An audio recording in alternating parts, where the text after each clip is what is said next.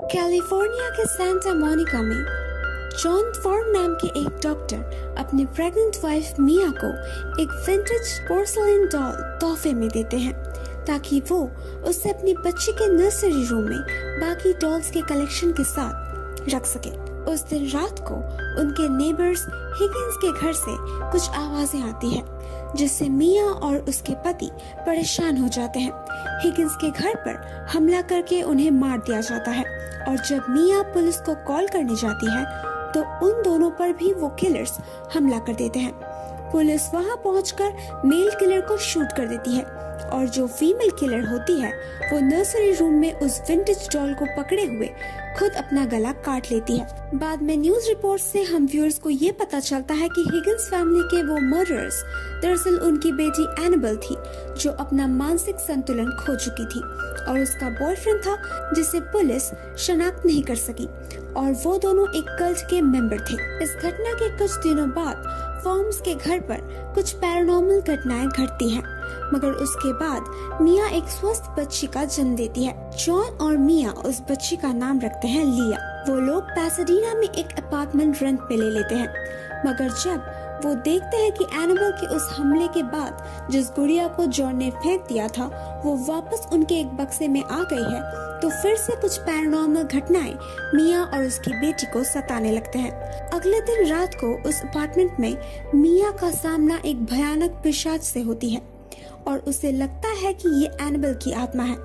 इसके बाद उस बिल्डिंग के बेसमेंट में फिर से मिया का सामना उस पिशाच से होता है जो उसका पीछा करना शुरू कर देती है और मिया वहां से भाग जाती है। मिया डिटेक्टिव क्लार्किन को कॉल करके कहती है कि वो एनाबेल और उसके कल्ट के बारे में पता लगाए, जिसके बाद उसे ये पता लगता है कि वो कल्ट सुपरनैचुरल प्राणियों का आवाहन करने का इरादा रखते हैं। एक बुक सेलर और उसके साथ ही किराएदार औरत इवलिन से मिया को पता चलता है कि उस कल्ट ने डेविल की पूजा की थी जिस वजह से एक डीमन वहां आया था और जब मिया का परिवार उस अपार्टमेंट को छोड़कर चले गए तो उस डीमन ने उनका पीछा किया क्योंकि उसे एक पवित्र आत्मा की तलाश है। घर वापस आने पर मिया और उसकी बच्ची पर वो डीमन हमला कर देता है और उस डॉल के जरिए अपने आप को सामने लाता है। मिया और जॉन फादर पेरेस से मिलते हैं जो उन्हें ये जानकारी देते हैं कि डीमंस कभी कभी अपने लक्ष्य को पूरा करने के लिए निर्जीव चीजों के साथ खुद को जोड़ लेते हैं और ये तब तक पीछा नहीं छोड़ते जब तक ये एक इंसान की आत्मा पर कब्जा ना कर ले। फादर पेरेस को इस डॉल से उस डीमन को अलग करने का और कोई उपाय नहीं सोचता और वो उस डॉल को लेकर एड और लोरेन वॉरेन के पास जाते हैं ताकि उनसे कोई मदद मिल सके, मगर फादर के चर्च में घुसने से पहले ही वो डीमन जो एनाबेल की आत्मा होने का दिखावा कर रहा था उन पर हमला कर देता है और वो डॉल ले लेता है।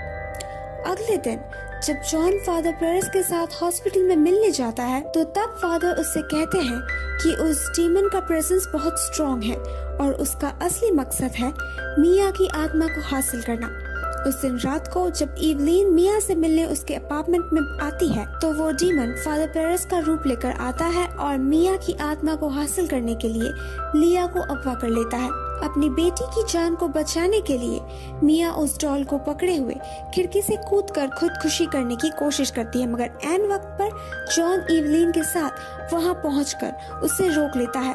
इवलिन तय करती है कि मिया के बदले वो अपनी जान देगी क्योंकि एक कार एक्सीडेंट के दौरान जिसमें उसकी बेटी रूबी की मौत हो गई थी उसके लिए वो अपने आप को जिम्मेदार मानती है और ये करके वो प्रायश्चित करना चाहती है। इवलिन के बलिदान के बाद वो डीमन और वो डॉल वहां से गायब हो जाती हैं और लिया अपने क्रिब में वापस आ जाती है।